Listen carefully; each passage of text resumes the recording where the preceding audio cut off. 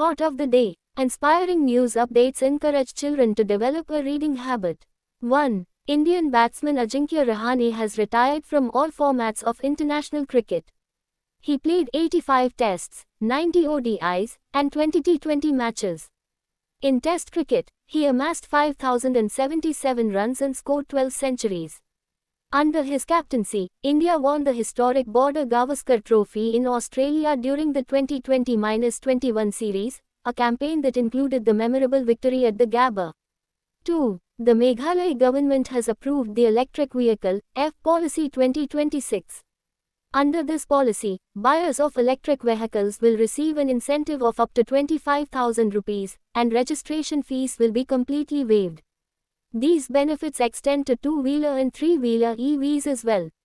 Charging stations will be set up across the state. 3. According to the Ministry of Finance, regional rural banks, RRBs, posted a record net profit of 10,177 crore rupees in the 2025-26 financial year.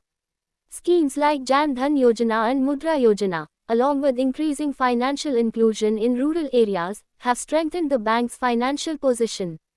During this period, non-performing assets (NPAs) declined, and an improvement in the credit deposit (CD) ratio was recorded.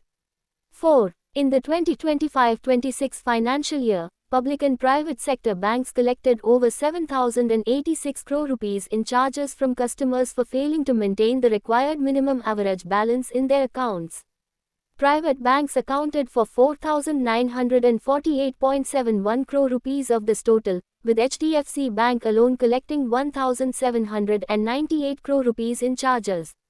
5. Parliament passed the Public Examinations, Prevention of Unfair Means, Amendment Bill, 2026.